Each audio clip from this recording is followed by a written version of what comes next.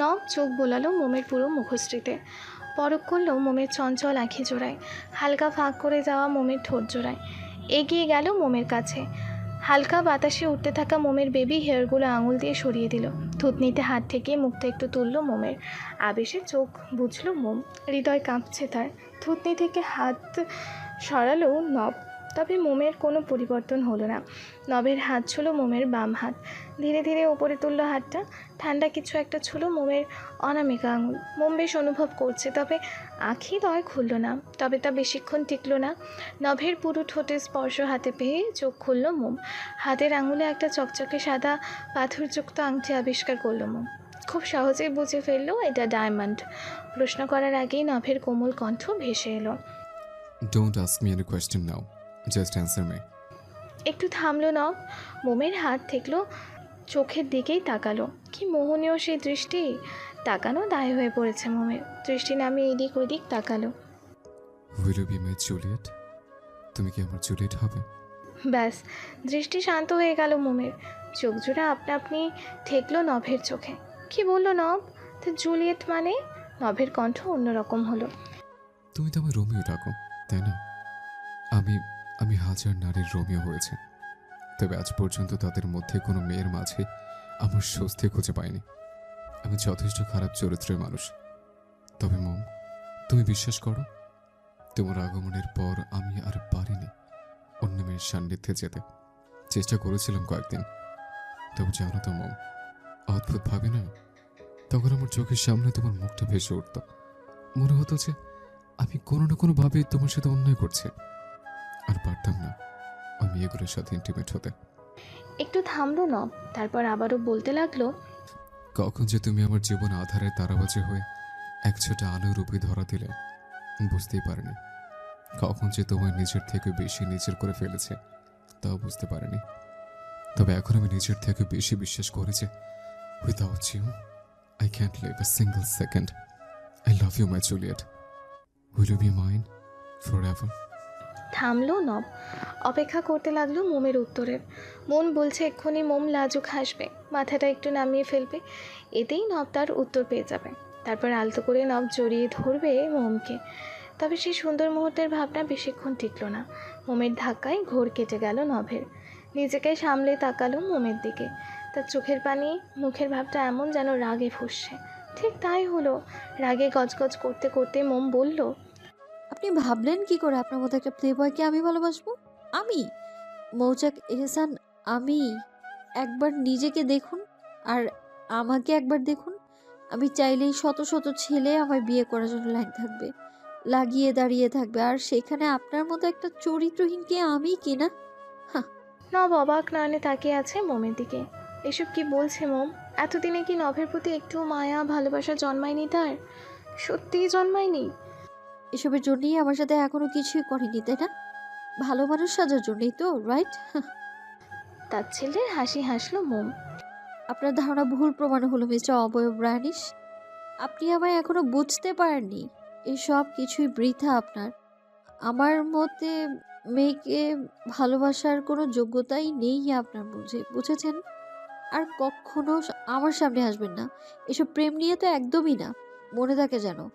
দাঁড়ালো না মোম, ধপধপ পায়ে ছাদ ত্যাগ করলো, আর পেছনে ফেলে গেল থমকে যাওয়া নবকে। হাঁটু ভেঙে বসে পড়ল নব, দুহাতে যেন ভর ছেড়ে দিল। স্তব্ধতার রেশ কাটল। পুরো দুনিয়া যেন কেঁপে উঠল নভের চিৎকারে। কোথাও যেন শুনেছিল নব, শুনলে চিৎকার, অন্তরে সব অতৃপ্ত কষ্ট দূর হয়ে যায়। তাই তো সেও আজ সেইটাই চেষ্টা করলো, কিন্তু দূর হলো কি? মনে তো হচ্ছে না। মোমের কথাগুলো কি এতটাই তীব্র ছিল যে নভের বুকে ছুরির মতো বিঁধল? নব কি সত্যি তার জুলিয়েটকে ভুল ভেবেছিল? ভাবতে পারছে না নব, আর পারছে না মোমের সম্পর্কে নেতিবাচক চিন্তা করতে। তার মোম কখনোই ভিন্নরূপী হতে পারে না। সে তার মোমকে ঠিক যেমনটি চিনেছে মোম তেমনই। না, মোমের মাঝে কোনো বহুরূপী বসবাস নেই। উচ্চমানের অন্তকষ্ট নিয়ে নব নিজে নিজেই বলে উঠল, কেন এসব বললে মম? আমি জানি তুমি কেন এসব বলছো, কিন্তু জানার সত্ত্বেও আমার যে তোমার কথাগুলো সহ্য হচ্ছে না। তুমি কি পারতে না তোমার কষ্টগুলো আমার সাথে ভাগ করে নিতে? কেন তো ভালো তুমি, কেন তুমি আমায় কষ্ট দিতে চাও না? তুমি নিজে কি জ্বলছো না? বলো, জ্বলছো না তুমি? ঘন শ্বাস নিয়ে উঠে দাঁড়ালো নব, শান্ত করলো নিজেকে। বাঁকা হাসি ফুটলো ঠোঁটের কোণে। এবার আর প্রেম প্রস্তাব নয় জুলিয়েট, ডিরেক্ট বিয়ে করবো তোমায়। তবে তার আগে তোমাকে একটু পড়তে হবে, বুঝতে হবে এই প্লে বয় অপয় ব্রায়ানিশ তোমার জীবনে কি। কাল থেকে আমার অন্য রূপ দেখবে তুমি। ইউ রেডি ফর নিউ অপয় ব্রায়ানিশ মাই জুলিয়েট? নিজের জন্য নির্ধারণ করা রুমে এসে উপর হয়ে বিছানায় পড়ল মোম। কান্নারা যেন বাঁধ ভেঙেছে তার।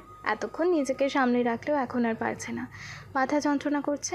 তবে সেই দিকে আজ লক্ষ্য করলো না মোম। কষ্ট হচ্ছে খুব, নভের জন্য, নিজের জন্য।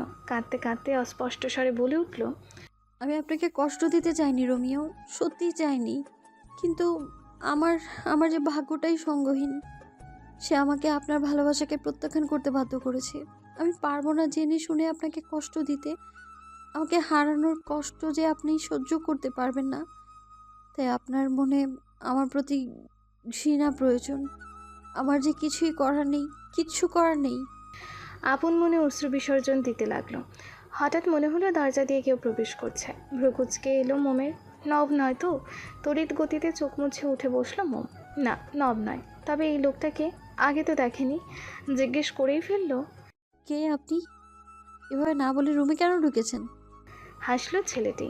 এসে দাঁড়ালো মোমের সামনে। দৃষ্টি ঘুরিয়ে বাজেভাবে পরখ করে নিল মোমকে। মোম একটু জড়সড় হয়ে বসলো। আবারও বলল, কি হলো বলুন, কে আপনি? লোকটি ডান হাত এগিয়ে দিল হাত মেলানোর জন্য। আমি লুসিয়ান, এবারে সদস্যই ধরতে পারো। তুমি সেই মোম, তাই না? মোম ছোট্ট করে উত্তর দিল। হুম। হাসলো লুসিয়ান। মোমকে দেখতে দেখতে বলল, সত্যি খুব সুন্দর তুমি, যতটা শুনলাম তার থেকেও বেশি সুন্দর।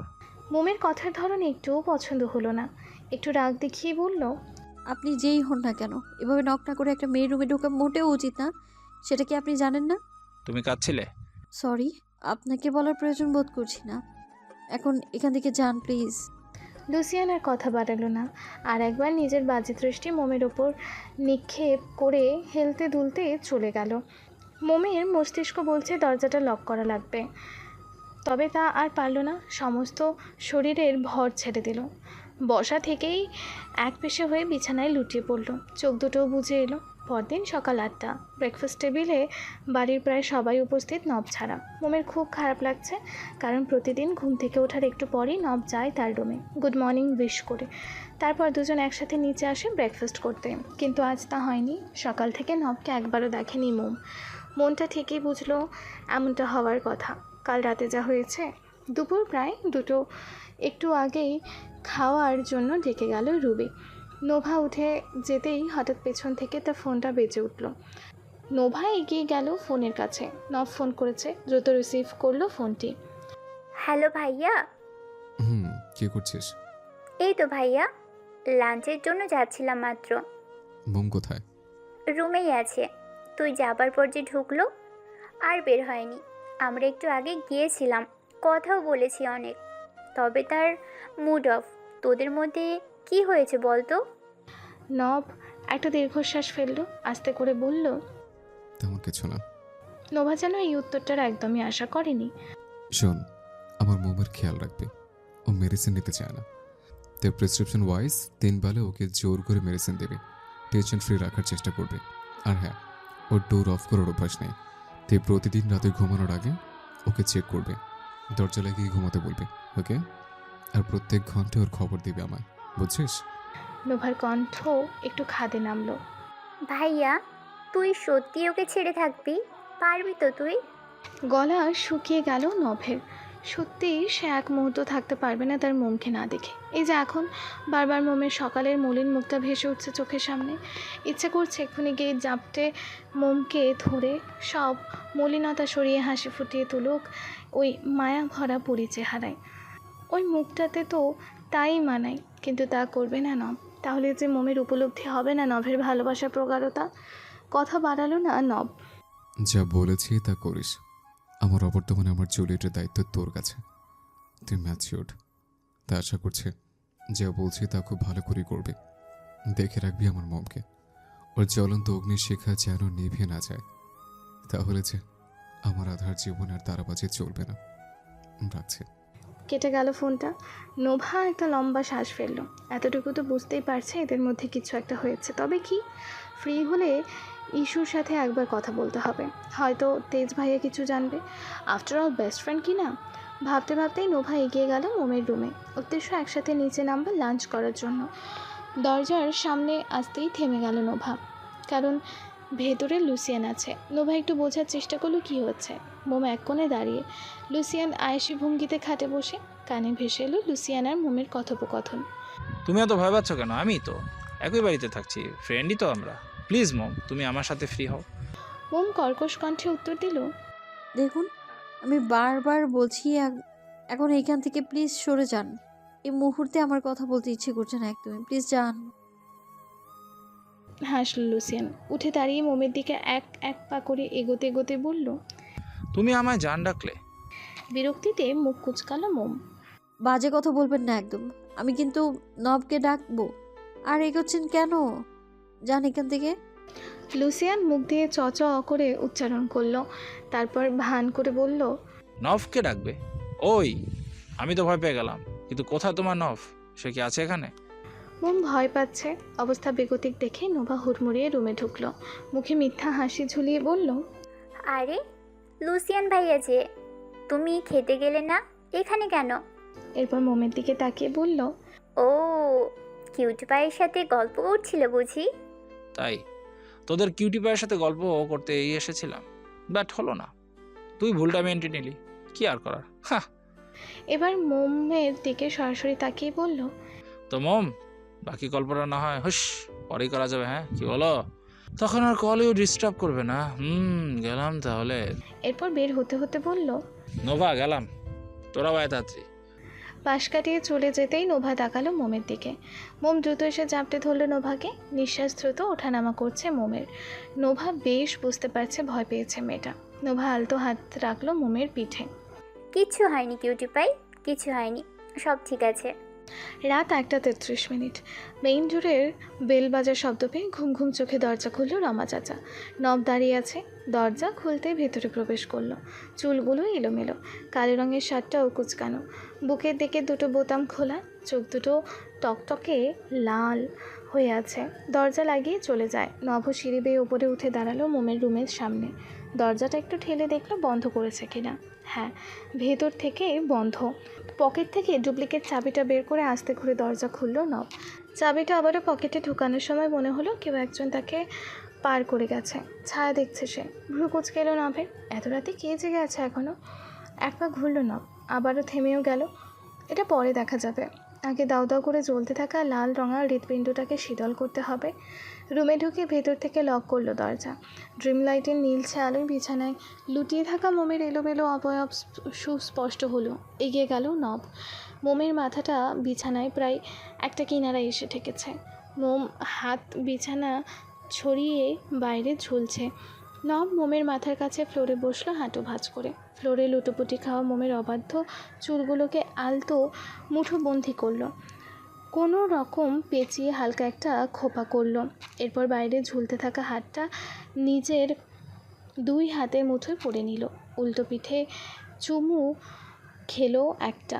এই তো, আর হৃৎপিণ্ডটা অগ্নিদহন হচ্ছে না। কেমন যেন শীত শীত আভাস পাচ্ছে। শীতল হচ্ছে ধীরে ধীরে তার হৃৎপিণ্ডটা। আমার হৃদয়ে পোড়ানোর অসীম ক্ষমতা নিয়ে জন্মেছে তুমি মম। আমার হৃদয়ে পোড়ানোর অসীম ক্ষমতা নিয়ে জন্মেছে তুমি। এই যে আজ সারাটা দিন পোড়াচ্ছ, পুড়িয়ে পুড়িয়ে দগ্ধ করে তুলেছ।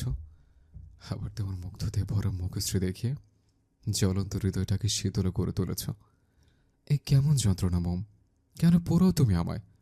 থাকতে পারবো না তো তোমাকে ছাড়া। এই যে চলে এলাম, পারিনি তো। তুমি দৌড়ে যেতে দেব না মম। তোমার আধার জীবনে তারাবাজি চালাবই আমি, কথা দিলাম। বলতে বলতেই আলতো করে মোমের হাতে মাথা রাখলো নব। কখন যে ক্লান্ততায় ভরা চোখ দুটো বুঝে এলো তা জানা নেই তার। ভোরের আলোয় চোখ ছুটে যায় নভের। মোমকে দেখলো সে আগের মতোই ঘুমোচ্ছে। আলতো হাসলো নব। আজ যেতে হবে মাই জুলিয়েট, তবে এবার ফিরবো আমি তোমার অগোচরে, তোমার সন্নিকটে। মোমের কপালে ঠোঁট ছুঁয়ে নিঃশব্দে বেরিয়ে গেল নব। দিন চলছে এমনভাবে। আজ 16 দিন হলো মোম নভের দেখা পায় না। তার সাথে কথাও হয় না। এদিকে এই বাড়িতে আর মন টিকছে না। আচ্ছা, নব কি সত্যি তাকে ভালোবেসেছে? ভালোবাসলে বুঝি এভাবে দূরে থাকা যায়? তাহলে তার যে খুব কষ্ট হচ্ছে, প্রকাশ না করলেও সেও তো নভের প্রতি কিছুটা হলেও দুর্বল। তবে এই দুর্বলতাটাকে একটু প্রশ্রয় দিতে চায় না মন। সে চায় না দ্বিতীয়বার ভালোবাসার যন্ত্রণা ভুগতে, আর না চায় নবকে হারিয়ে যাওয়ার কষ্ট উপলব্ধি করাতে। লোকটা যে সইতে পারবে না। আসতে পারি? ভাবনার বিভোর কাটলো মোমের। জানালার বাইরে থেকে মুখ ফিরে তাকালো দরজার দিকে। ইস্যু দাঁড়িয়ে, সাথে তেজ। মুহূর্তেই খুশিতে ভরে উঠল মোমের চিত্ত। দ্রুত উঠে গিয়ে তেজকে বলল। ভাইয়া আপনি? উনিও এসেছেন তাই না? কোথায় উনি? তেজ চুপ রইল, দেখতে লাগলো মোমের ব্যাকুলতা। হ্যালো ভাইয়া, বলেন। তুই রেডি হতো দ্রুত। উফ, তেজ বললে তোকে হসপিটালে যেতে হবে, বাট কেন সেটা বলেনি। মোম কিছু একটা চিন্তা করলো, বুঝেও গেল কেন যাবে হসপিটাল। আমার সে দুর্বিষহ যন্ত্রণা। 1 মাস প্রায় শেষ কি না, কিন্তু আজ ভাইয়া আসবে না তাকে নিতে? মোয়ান ভাইয়া তো সব সময় এই সময়টা তার বোনের পাশে থাকে, তাহলে আজ? আর ভাবলো না মোম। দ্রুত রেডি হয়ে তেজের সাথে বের হলো হসপিটালের উদ্দেশ্যে। মোয়ান আসেনি, তবে থেরাপি দেওয়ার আগে তেজের ফোন দিয়ে মোমের সাথে বেশ কিছু কথা বলেছে। নতুন চাকরি কি একটা কাজ আছে, তাই আসতে পারেনি বলল। এই কথা শুনে মোম কিছুটা কষ্ট পেলেও মোয়ানের হাবিজাবি ম্যাজিক্যাল কথায় আবারও কিটকিটিয়ে হেসে নিয়েছে। থেরাপি শেষে আগের মতোই কেবিনে দেওয়া হলো মোমকে। পাশে কেউ নেই, খুব একা লাগছে এই মুহূর্তটা। তেজও আসছে না অনেকক্ষণ। হাত পা অবশ, উঠে বসার শক্তি অবশিষ্ট নেই মোমের। এটা তো হওয়ারই কথা। আনমনেই চোখ থেকে এক ফোঁটা জল গড়িয়ে পড়ল বালিশে। চোখ বুঝল মোম। ধীর পায়ে কেউ যেন কেবিনে প্রবেশ করছে। দেখার প্রয়াস চালালো মোম। ধীরে ধীরে চোখ খুলে যাকে দেখল, অনাকাঙ্ক্ষিতভাবে হৃদয় কেঁপে উঠল তার। একদমই আশা করেনি লোকটিকে। আপন মনেই ঠোঁট দুটো আলতো ছড়ালো। বাম গালে ছোট্ট টোলটিও দৃশ্যমান হলো। নব এগিয়ে এলো মোমের কাছে। মোম কাতর দৃষ্টিতে তাকিয়ে রইল নভের দিকে। আজ কতগুলো দিন পর এই চেহারাটা দেখছে সে, কিন্তু চেহারায় আগের মতো হাসি নেই, প্রাণবন্ত ভাবটাও নেই। কেমন যেন রুক্ষ, চোখ দুটো লাল, চুলগুলো এলোমেলো, খোঁচা খোঁচা দাড়িগুলো একটু বড় হয়ে গেছে। লোকটা সত্যিই কষ্টে ছিল এই কটা দিন। হাত বাড়িয়ে মোমের চোখের পানিটুকু মুছে দিল নব। বুক থেকে সরে যাওয়া চাদরটাও গলা পর্যন্ত টেনে দিল। খেয়াল করলো মোমের ডান হাত কাঁপছে। মেয়েটা নিজের শক্তি ব্যবহার করছে হাত ওঠানোর। সর্বোচ্চ প্রয়াস চালাচ্ছে নিজ হাতে নবকে একটিবার ছুঁয়ে দেওয়ার। লজ্জা কাজ করছে না, কাজ করছে একরাশ অনুভূতি। তবে ব্যর্থ মোম। পারল নিজের নেতিয়ে পড়া হাতটা তুলতে, পারল না নবকে একটু ছুঁয়ে দিতে। শুধু করুণভাবে চেয়ে রইল নভের পানে। দেরি হলো না, একটু পরেই মোমের মনোবাঞ্ছা পূর্ণ হলো। নব নিজেই মোমের অবশ হাতটা ধরল, তুলে নিজের গালে ছোঁয়ালো। একটু ঘষে মোমের হাতের তালুতে চুমু খেলো গভীরভাবে। মোম অপলক তাকিয়ে রইল, তবে অনুভব করতে পারল না নভের উষ্ণ ঠোঁটের ছোঁয়া। শরীরটা অবশ কি না। সর্বোচ্চ শক্তি দিয়ে মোম আলতো স্বরে উচ্চারণ করল, আপনি এসেছেন সত্যি? নব চুপ রইল, শুধু অপলক দৃষ্টিতে তাকিয়ে রইল মোমের দিকে। একটু পর তেজ এলো, হাতে খাবারের প্লেট। তাকে দেখে নব উঠে নিজের হাত পরিষ্কার করে আসলো। মোমকে ধরে উঠিয়ে নিজের বুকের সাথে মোমের পিঠ হেলান দিয়ে বসালো। তেজের থেকে প্লেটটা নিয়ে নিজের হাতে খাইয়ে দিতে লাগলো মোমকে। মোমের যেন সব ঘোলাটে লাগছে। অবাক নয়নে তাকিয়ে রইল নভের দিকে। তা দেখে নব বলল, ঘোর কাটলো মোমের। খিদে পেয়েছে কিনা জানা নেই, তবে নভের হাতে খাওয়ার ইচ্ছাটা আর অবলোকন করতে পারল না। বাধ্য মেয়ের মতো খেতে লাগলো নভের হাতে। তেজ বাইরে আছি বলে চলে গেল। বাড়িতে নিচতলার একটি রুমের বিছানায় শুয়ে আছে মোম। একটু আগে হসপিটাল থেকে ফিরেছে তারা। তেজ ড্রাইভ করছে, মোম আর নব পেছনে সিটে বসেছে। সারাটা রাস্তা নব মোমকে নিজের সাথে আগলে রেখেছে। বাড়ি ফেরার পরেও পাচা কোলে করে নিচে রুমে দিয়ে গেছে। বাড়ির অনেকেই প্রশ্ন করেছে মোমের এই অবস্থা কেন, তবে নব সামলে নিয়েছে আর বলেছে আজ মোম নিচতলার রুমটাতেই থাকবে। শরীরের এই অবস্থা নিয়ে সিঁড়ি ভাঙা লাগবে না। নব বেরিয়েছে, কোথায় গেছে জানা নেই মোমের। নব যে তার সাথে তেমন কথাও বলছে না। সময় চলছে তার নিজ গতিতে। ওই দিনের পর কেটে গেল আরও কয়েকটা দিন। মোমের হাতের ক্ষতটাও প্রায় শুকিয়েছে। আখি এখন মোমের সাথে ভালো ব্যবহারই করে, সব ঠিকই আছে। নভ এখন বাড়িতে থাকে। থাকে বলতে সকাল 9টার দিকে বেরিয়ে যায় আর রাত 11টা কি 12টায় ফিরে আসে। কখনো কখনো দুপুরে এসে খেয়ে একটু জিরিয়ে নেয়, আবার কখনো বা আসেই না। তবে এসবের মাঝেও ভালো নেই মোম। শরীরটাও আজকাল আর ভালো ঠেকছে না। এছাড়াও ভালো না লাগার আরেকটা কারণ হলো নব যতক্ষণ বাড়িতে থাকে মোমকে ইগনোর করে। আর কথা হলো, নব সব সময় হৃদয় জ্বালানো কথা বলে। রাত প্রায় 12টা। ক্লান্ত শরীর নিয়ে গাড়ি চালাচ্ছে নব। উদ্দেশ্য বাড়ি। শরীর ক্লান্ত হলেও মনে তার খুশি। একটুখানি আশার আলো দেখছে যে। আজ অষ্টমবারের মতো ডাক্তার কনফারেন্সে করেছে নব। টপ নিউরোলজিস্টদের এখন রিসার্চের মূল বিষয় হচ্ছে মোম। কীভাবে লাস্ট স্টেজের ব্রেন ক্যান্সারের রোগীকে বাঁচানো যায়। এতদিন পর সবাই এতটুকু জানিয়েছে যে বছরখানেক আগে আমেরিকার একজন নিউরোলজিস্ট তার আবিষ্কার পরীক্ষা করার উদ্দেশ্যে এই পর্যন্ত 3জন লাস্ট স্টেজের ব্রেন ক্যান্সারের রোগীর অপারেশন করেছে। তবে এর মধ্যে একজন রোগী সুস্থ হয়ে উঠল, বাকি 2জন অপারেশন থিয়েটারেই মারা যায়। তাই লাইফ গ্যারান্টি কেউই দিতে পারছে না। তবে নব যেন এতেই খুশি। সে একটা পথ খুঁজছিল, যার একটা চিহ্ন হলেও পেয়েছে যে। সে শুধুমাত্র বেঁচে যাওয়া লোকটির কথাই শুনেছে। বাকি 2জনের ক্ষেত্রে যে অপারেশনটা অসফল হয়েছে তা যেন সে কানেই নিতে পারছে না। তার দৃঢ় বিশ্বাস তার মোম এটার মাধ্যমেই সুস্থ হয়ে উঠবে, মুক্তি পাবে ব্রেন ক্যান্সার নামক বিষাক্ত যন্ত্রণা থেকে। পৃথিবীতে নিজের অস্তিত্ব আরও কয়েকটা বছর বেশি টিকিয়ে রাখতে পারবে। তাই সে খুশি, খুব খুশি। কথায় আছে না, something is better than nothing. ভাবনার মাঝেই মনে হলো গাড়ি পাশ দিয়ে কেউ যেন গেল। বিষয়টা তা নয়, এরকম হাজার মানুষের পাশ কেটে যায়। তবে মানুষটাকে যেন খুব চেনা ঠেকলো নভের কাছে। কী ছিল এটা? সত্যি কি নভের চেনা কেউ? গাড়ির স্পিড কমিয়ে বাইরের লুকিং গ্লাসে তাকাতেই আত্মা কেঁপে উঠল নভের। মোম! এত রাতে মোম এই রাস্তায় কেন, তাও একা? এভাবে দৌড়াচ্ছে কেন? দ্রুত ব্রেক কষল নব। গাড়ি থেকে নেমে দৌড় লাগালো সামনে দৌড়াতে থাকা মোমের দিকে। বাতাসের গতিতে মোমের কোমর সমান কালো সিল্কি চুলগুলো দুলছে। পায়ে থাকা নূপুর জোড়াও ঝুমঝুম আওয়াজ তুলছে। সাদা গোলাপি মিক্সিং সালোয়ার কামিজের ওড়নাটাও দুলছে। একটা সময় ক্লান্ত হয়ে হাঁপাতে লাগলো মোম। গতি একটু কমে এলো। নব একদম কাছে এসে থামলো মোমের। রাশবাড়ি কণ্ঠে পেছন থেকে বলে উঠল, এই অবয়ব রানিসের হাত থেকে পালানো এতটা সহজ বুঝে? থমকে গেল মোম। অপ্রত্যাশিত কণ্ঠস্বর যেন আত্মায় পানি ফিরিয়ে দিল তার। দ্রুত ঘুরে তাকালো নভের দিকে। ঘন ঘন শ্বাস নিয়ে দৌড়ে এলো নভের কাছে। 2 হাত বাড়িয়ে জড়িয়ে ধরতে যাবে তার আগেই ছিটকে পড়ল নভের শক্ত হাতের থাপ্পড় খেয়ে। অতিরিক্ত রাগে রিরি করছে নব। হিতাহিত জ্ঞান নেই তার আপাতত। বাঁ হাতের সাহায্যে টেনে তুলল মোমকে। তোমার সাহস কি করে হলো এত রাতে বাড়ি থেকে পালানোর? How dare you to do it? Answer me damn it. কেঁপে উঠল মোম। কণ্ঠতে যে এতটাই তীব্রতা ছিল, ফুপিয়ে উঠল মোম। কাতর কণ্ঠে মাথা নাড়িয়ে বলে উঠল, আমি পালাইনি, সত্যি বলছি, বিশ্বাস করুন আমি পালাইনি। শুনল না নব, আর না আরও কিছু শুনতে চাইল। টানতে টানতে নিয়ে গেল গাড়ির কাছে। পেছনের সিটে ছুঁড়ে ফেললো এক প্রকার। তারপর নিজেকে ড্রাইভিং সিটে বসে গাড়ি স্টার্ট দিল। গাড়ি এসে থামলো সোজা নভের বাড়ির সামনে। ঘন ঘন শ্বাস ফেলতে ফেলতে নামলো গাড়ি থেকে। একবার তাকালো মোমের দিকে। মেয়েটা কেমন যেন জড়সড় হয়ে আছে। তবে মোমের এমন কোমল ভাব গলাতে পারল না নভের মন। শক্ত কণ্ঠে নব বলল, সোজা বাড়ি ঢুকবে। আরেকবার পালানোর চেষ্টা করলে ফল কিন্তু ভালো হবে না। বলেই হনহন করে বাড়িতে ঢুকে গেল নব। ড্রয়িং রুমে পৌঁছাতেই নভের চোখে পড়ল বাড়ির সকলকে। সাথে আছে পলির বোন মলিও।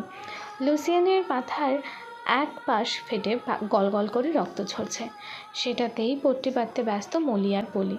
সাথে সাথে হাহুতাশও করছে তারা। কে করেছে লুসিয়ানের এই অবস্থা?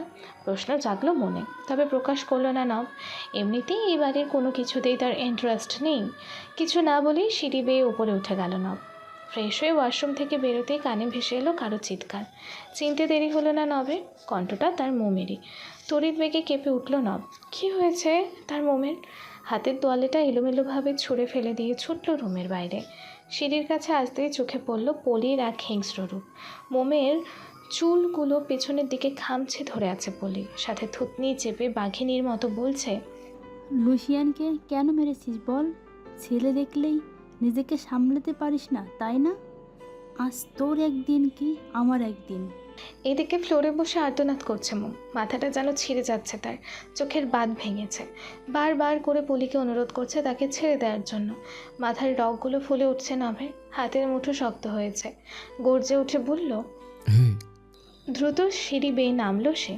ছুটে এসে পলির থেকে মোমকে ছাড়ালো, বুকে আগলে ধরলো মোমকে। দুজনের হৃৎপিণ্ডে ধুকধুক শব্দ মিলেমিশে একাকার হচ্ছে। নব রক্তচক্ষু নিক্ষেপ করলো সামনে দাঁড়িয়ে থাকা দুই বোন পলি আর মলির দিকে। তীব্র ঝাঁঝালো কণ্ঠে বলল, এত বড় সাহস তোমরা পেলে কোত্থেকে? আমার মোমকে হার্ট করছো তোমরা? ওয়াই? ঝংকার দিয়ে কেঁপে উঠল পুরো বাড়িটা। সাথে উপস্থিত প্রত্যেকের আত্মা পানি শোকাতে লাগলো। পলি সুচালো কণ্ঠে আঙুল তুলে জবাব দিল, তুই জানিস না নভ, এই মেয়েটা আস্ত দুশ্চরিত্রা। এই লুসিয়ানের মাথা ফাটিয়ে দিয়েছে, দেখছিস না তুই? Just shut up. আমার মোমের চরিত্র নিয়ে আর একটা বাজে কথা বলবে না তুমি। কথা শেষ করেই নব তাকালো লুসিয়ানের দিকে। নভের দৃষ্টি জানিয়ে দিচ্ছে সে লুসিয়ানকে বলতে বলছে।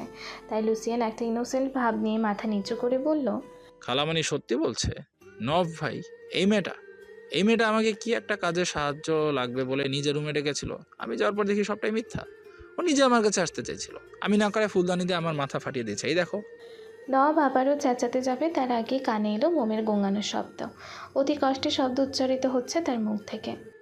মিথ্যা বলছে উনি, বিশ্বাস করুন, মিথ্যা বলছে এটা। আর বলতে পারল না মোম।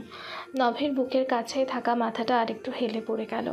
সাথে সাথেই নব আগলে নিল মোমকে, মাথার নিচে হাত দিয়ে ধরল মোমকে। বন্ধ চোখযুক্ত মুখশ্রীর দিকে তাকিয়ে নব ডাকল, মোম, মোম, এই মোম, তাকাও একটু। হঠাৎই টপ করে কিছু একটা পড়ার শব্দে নিচে তাকালো মোম। এক ফোঁটা রক্ত ফ্লোরে পড়ছে। রক্তের উৎস খুঁজতে আবিষ্কার করলো মোমের কান থেকে গড়িয়ে পড়ছে রক্তের ধারা। চোখ বড় বড় হয়ে গেল নবের। তাড়াহুড়ো করে মোমের মুখের দিকে তাকালো। ততক্ষণে মোমের নাক, চোখের কার্নিশ বেয়েও রক্ত পড়তে লাগলো অঝোর ধারায়। নব ঝাঁকালো মোমকে। আবারও রক্তক্ষরণ। এটা তো মোমের জন্য মোটেও ভালো লক্ষণ নয়। মোম, এই মোম, তাকাও। এই, তাকাও আমার দিকে। খুব বেশি কষ্ট হচ্ছে? আমার মোম, মোম, এসো। তেজকে বল দ্রুত হসপিটাল পৌঁছে দেয়। উপস্থিত প্রত্যেকে মোমের হঠাৎ রক্তক্ষরণে অবাক, এমনকি পলি, মলি আর লুসিয়ানো। তেমনি ইস্যুও ভয়ে গোল গোল চোখে চেয়ে আছে মোমের দিকে। নভের কথা যেন কানেই গেল না তার। নভ এবার তার দিকে তাকিয়ে চেঁচিয়ে বলল, কি হলো ইস্যু, শুনতে পারছিস না? তেজকে ফোন কর, মোমকে এখন হসপিটাল নিতে হবে। ঘোর কাটলো ইস্যুর। দ্রুত ফোন লাগালো তেজকে। নভ মোমকে পাজা কোলে তুলে নিল। নিশান বলল, আমি ড্রাইভ করছি, চল। নভ মানল। দরজা পর্যন্ত গিয়ে একবার পেছনে পলি মলিদের দিকে তাকিয়ে বলল, কাজটা একদম ঠিক করনি তোমরা, ফিরে আসবো আমরা। আর থামল না নব। গটগট পায়ে হন্তদন্ত হয়ে ছুটল। সে যাওয়ার পরে অবন ঘৃণার দৃষ্টিতে তাকালো পলির দিকে। অনেক করেছো তুমি, আর না, আজ যদি মোমার কিছু হয় তাহলে এই বাড়ি ছাড়তে হবে তোমার। এটাই আমার লাস্ট ডিসিশন। এরপর অবন জহিরের দিকে তাকিয়ে বলল, চল ভাই, এক্ষুনি হসপিটাল যেতে হবে। চল। পেছন থেকে আঁখি বলে উঠল। আমিও যাব আব্বু। সাথে সাথে সবাই বলল যাবে। তাই সবাই মিলেই রওনা দিল হসপিটালের দিকে। ছোট্ট ক্লাসের মধ্যে দিয়ে দেখা যাচ্ছে মোমের নিথর দেহটা। এখনও জ্ঞান ফেরেনি, তবে আর কিছুক্ষণের মধ্যে ফিরবে বলে জানানো হয়েছে। নব মোমের হাত ধরে বসে আছে। থেকে থেকে মাথায় হাত বুলিয়ে দিচ্ছে। সেদিক থেকেই চোখ ফিরিয়ে করিডোরে বসে থাকা সবার দিকে তাকালো তেজ। একটু আগেই মোমকে নিয়ে অবনীর প্রশ্নের সম্মুখীন হতে হয়েছে তাকে।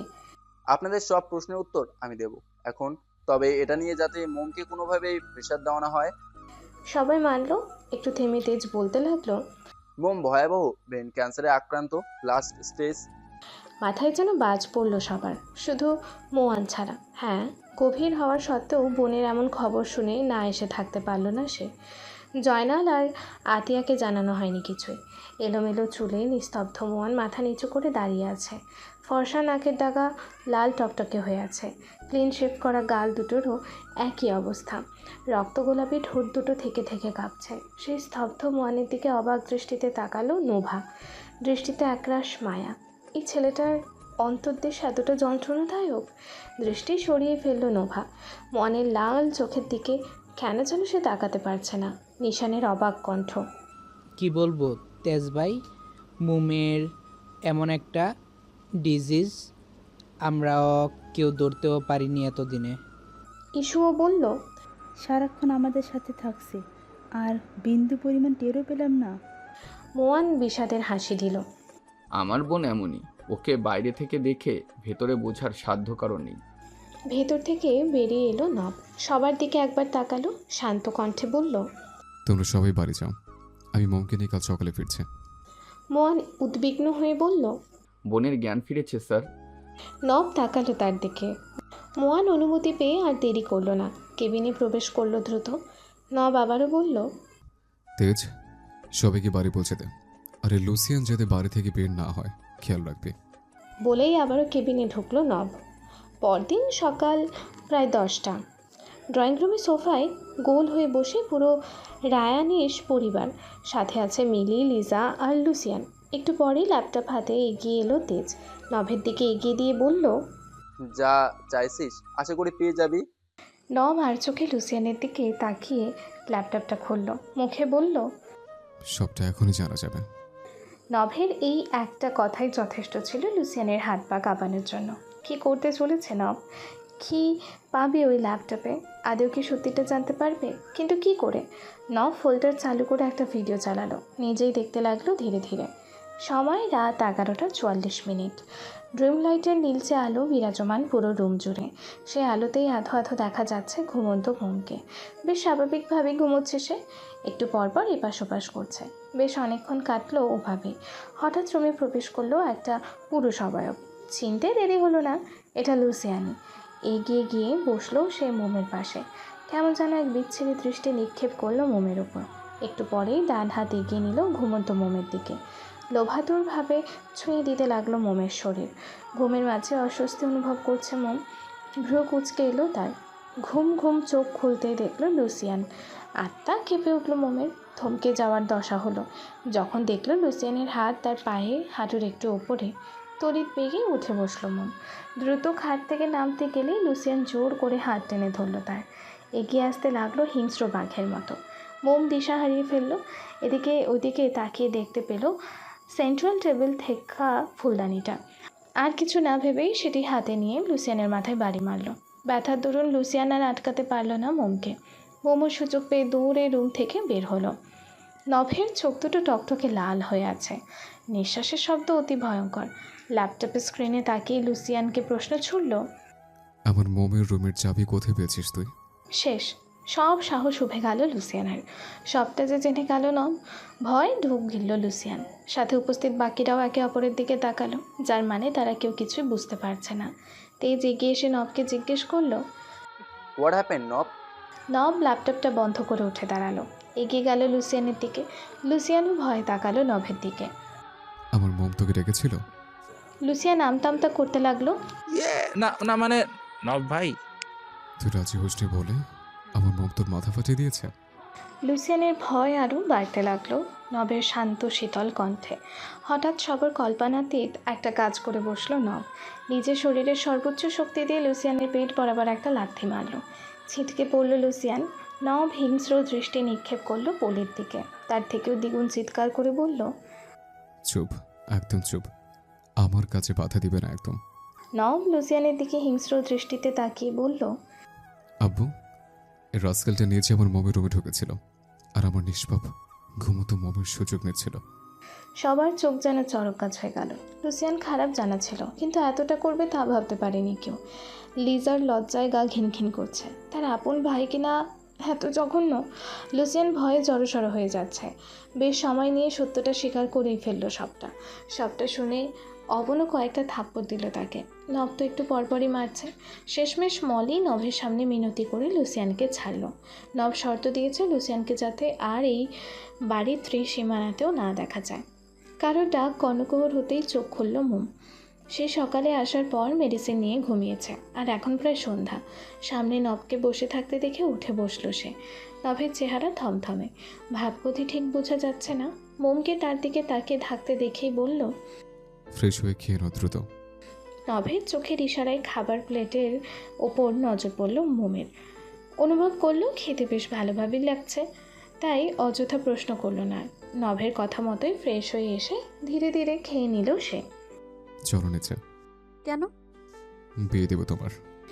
মাথায় যেন আকাশ ভেঙে পড়ল মোমের। কি বলছে লোকটা? মাথাটা কেমন যেন চক্কর দিয়ে উঠল। সামনে নিল মোম নিজেকে, অবাকের রেস থেকেই বলল, বিয়ে আমার। হ্যাঁ, তোমার বিয়ে দেব। বিয়ে করে সুখে শান্তিতে ঘর করো। কার সাথে বিয়ে আমার? নব ফিরে তাকালো মোমের দিকে, চেহারায় কাঠিন্যের ভাব। কেন? যার সাথে রাত কাটাও সে ছাড়া আর কে? মুহূর্তেই লুসিয়ার নামটা মাথায় ধপ করে আগমন হলো মোমের। দিক বিদিক হারিয়ে ফেললো সে যেন। কি বলছে এই লোকটা? আমার বিয়ে দেবে, তাও আবার ওই বিচ্ছিরি নোংরা লোকটার সাথে? কি করে পারবেন উনি? আমি কি সত্যি ভালোবেসেছিল এই রোমিও? মোম নিজেকে শক্ত করে বলল, আমি বিয়ে করবো না। তুমি বিয়ে করবে, আমি করাবো বিয়ে তোমায়। বলেই টেনে হিঁচড়ে নিচে ড্রয়িং রুমে নিয়ে যেতে লাগলো মোমকে। মোম বারবার নিজেকে ছাড়ানোর চেষ্টা করছে, বারবার বলছে সে বিয়ে করবে না, তবে নব মানতে নারাজ। মোমকে একটা সোফায় ধাক্কা মেরে ফেললো নব। মোমের চোখ বেয়ে পানি পড়ছে, তবে কণ্ঠ তার এখনও কঠোর। নভের দিকে তাকিয়ে বলল, আমার ব্যাপারে কতটা জানেন আপনি? আমি বিয়ে করব না, করতে পারবো না আমি এই বিয়ে। বাড়ির সবাই উপস্থিত, তবে সবাই ভয়ে তটস্থ। কেউ যেন নভের ওপরে কথা বলার সাহস পাচ্ছে না, এমনকি অভয়াও না। সেই সকাল থেকেই তার ছেলেটা মাথাটা যে বিগড়ে আছে। নব বলল, আমি সবটা জানি, সবটা মানে সবটা। আরও জানতে চাই। যতটা জানলে তুমি বলতে আর কিছু থাকবে না, সবটা আমার হবে। নাও পেপারে সাইন করো। মোমের কঠোর কণ্ঠ। করব না। নব এদিক ওদিক তাকিয়ে নিজের চুল খামচে ধরল। রাগ যেন তত্তর করে বাড়ছে, নিজেকে সামলানো আর সম্ভব হচ্ছে না। শেষমেশ কোমরে গুজে রাখা পিস্তলটা বের করেই ফেলল সে। পিস্তলের নল ঠেকল মোমের কপালে। মৃত্যুতে খুব ভয় না তোর? নে, এবার চয়েস ইজ ইয়োর্স। হয় বিয়ে করবি, নয় মরবি, এক্ষুনি। মোমের দৃষ্টি স্থির হলো নবতে। বড় করে শ্বাস ফেলল সে, কণ্ঠে শান্ততা বিরাজ হলো। মেরে ফেলুন আমায়। নব মোটেও প্রস্তুত ছিল না এই কথার জন্য। সে ভেবেছিল মোম এবার একটু ভয় পাবে, কারণ সে প্রথম থেকেই মোমের মাঝে বেঁচে থাকার এক তীব্র আকাঙ্ক্ষা রয়েছে। সে নিজের জীবন ঘড়ির সময়টাকে দীর্ঘ করতে না পারলেও কমাতে চায় না। কিন্তু আজ কেন মোম মৃত্যুর সামনে দাঁড়িয়েও ভয় পাচ্ছে না? কেন আর ভাবলো না নব? সোজা পিস্তলটা নিয়ে পাশের সোফায় বসা অবনের মাথায় তাক করলো। কেঁপে উঠল অবন। তার ছেলে তাকেই মারতে চাইছে। পুরো পরিবার যেন বিশ্বাস করতে পারছে না বিষয়টা। তুমি মরবে না, তবে তুমি এই বিয়েটা না করলে ইনি মরবে। সর্বাঙ্গ কেঁপে উঠল মোমের। এগিয়ে গিয়ে বলল, কি করেছেন কি? উনি আপনার বাবা হন। নব বাঁকা হাসল। সেসব আমি তোয়াক্কা করি না। রাজি না হলে এক্ষুনি বুলেট ছুটবে। আশপাশ থেকে প্রায় প্রত্যেকেই মোমকে মিনতি করতে লাগলো রাজি হয়ে যাওয়ার জন্য। অবশেষে এক পর্যায়ে বাধ্য হয়ে মোম উত্তর দিল, রাজি আমি। আঙ্কেলকে ছেড়ে দিন। বাঁকা হাসল নব। কাজী সাহেব, বিয়ে পড়ানো শুরু করেন। কাজীর উপস্থিতিতেই ছিল, সবাই খেয়াল করছে তাকে। তিনি টেবিলে থাকা কাগজ নিয়ে ব্যস্ত হয়ে বলল, বিয়ে তো প্রায় শেষই, শুধু এখানে মেয়ের একটা সাইন লাগবে আর কবুল করবে শুধু। ভ্রু কুচকালো মোম। তা দেখে নব বলল, তোমার উঠবি এখন হসপিটালে। সে নিজের বিয়ে করে নিয়েছে, সময় মতো ঠিক চলে আসবে। নাও সাইন করো। মানল মোম, তবে বলল, আগে আঙ্কেলের মাথা থেকে পিস্তলটা নামান। নব সাথে সাথে উত্তর দিল, আগে বিয়ে, দেন সরাবো। উপায় না পেয়ে মোম সাইন করলো কাবিননামায়, আর কাজীর কথা মতো কবুলও বলল। নিজেকে এক নির্মম বলিদানে নিয়োজিত করলো যেন সে। বুকের ওপর এতদিনের চেপে রাখা পাথরটা যেন আরও কয়েকগুণ ভার বৃদ্ধি করলো। নব পিস্তল সরালো অবনের মাথা থেকে, সাথে সাথেই তাকে জড়িয়ে ধরে বলল, সরি অ্যান্ড থ্যাঙ্কস আব্বু, ইউর অলওয়েজ বেস্ট। নভের মুখে মৃদু হাসি, এ যেন এক অপ্রাপ্তির প্রাপ্তি। মোম অপলক দেখছে নভের সেই হাসি। এই বুঝি তার ভালোবাসা? ভালোবাসাকে অন্যের হাতে তুলে দিয়ে এতটা খুশি এই লোকটা? আবছা আলোয় দেয়ালে হেলান দিয়ে বসে থাকা এক নারী অবয়বের দেখা মিলছে। সারা রুম জুড়ে শুধু মোমবাতির আলো। বিছানার দিকে তাকাতেই বুকটা হু হু করে উঠল মোমের। এই বিছানাতেই একটু পরে তার বলিদান হবে বুঝি? তাকিয়ে থাকতে পারল না ওই ফুল দিয়ে সজ্জিত বিছানার দিকে। চোখ সরিয়ে ফেলল। মাথাটার যন্ত্রণায় ফেটে যাচ্ছে। চোখ দুটো বারবার বন্ধ হয়ে আসছে, তবে বেশ জোর করেই নিজেকে কোনো রকম সামলাচ্ছে মোম। সেই যে সন্ধ্যের পর এই রুম দিয়ে গেল মোমকে, এরপর আর কেউ আসেনি। মোমও সেই থেকে নীরবে বসে নিজের অশ্রু বিসর্জন দিচ্ছে। নিজের পরিবারের কথা খুব মনে পড়ছে আজ। ভাইয়া জানলে ঠিক আমায় বাঁচাতে আসতো। ভাইয়া কোথায় তুমি? তোমার বোনই আর আর সইতে পারছে না। মুক্ত করো না এই নরকের থেকে তোমার বোনকে। দরজা খোলার আওয়াজে সম্বিত ফেলল মোমের। আচ্ছা একটা পুরুষ অবয়বের দেখা মিলল। মোম জানে এই লোকটা আর কেউ নয়, বরং ওই লম্পট লুসিয়ান। সমস্ত শক্তি ক্ষয়ে গেছে, নিজেকে আজ আর বাঁচানোর ইচ্ছা নেই। আগামীকাল ভোর যে আর দেখা হবে না তার, এটা মোম প্রায় নিশ্চিত। পুরুষটি ধীরে ধীরে এগিয়ে এলো তার কাছে, মুখমণ্ডল অস্পষ্ট, যতটুকু বোঝা যায় তাও দেখতে নারাজ মোম। মুখ ফিরিয়ে নিল। আপনি আমায় জোর করা লাগবে না, আমি নিজেই আসছি। বলতে বলতেই দেয়াল হাতড়ে উঠে দাঁড়ালো মোম। মাথাটা ছেড়ে যাচ্ছে যেন, তবু নিজের যন্ত্রণা বোঝানোর থেকে বিরত থাকছে। শরীর ঢুলছে খুব, তবুও হেলতে দুলতে এগিয়ে গেল খাটের দিকে। সেখানে গিয়ে উপর হয়ে পড়ল বালিশে। লোকটি নির্বাক তাকিয়ে রইল মোমের দিকে। ওইভাবেই মিনিট দুয়েক কাটলো। মোমের দিক থেকে কোনো শব্দ উচ্চারিত হলো না। হাসলো লোকটি, নীরব হাসি। এগিয়ে এলো বিছানার দিকে। মোমের মাথাটা ডান দিকে তাক করা।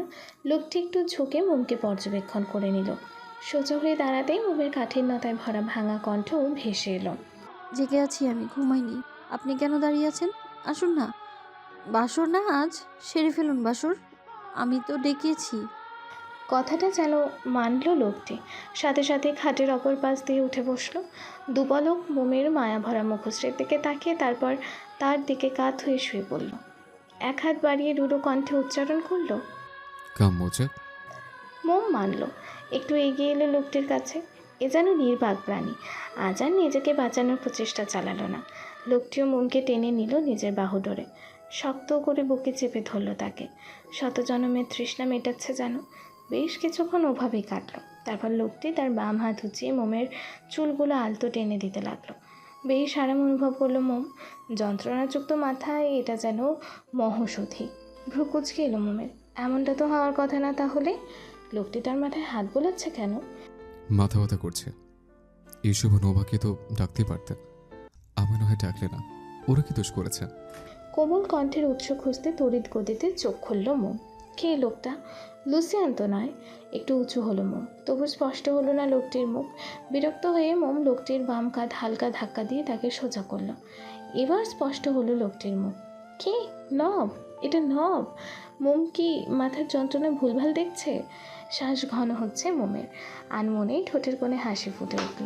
চোখের অশ্রুর ঝিলিক দেখা দিল। বেসামাল হয়ে বলে উঠল, সত্যি আপনি রোমিও? আমি কি ভুল দেখছি? হাসির রেখা দেখা দিল নভের মুখেও।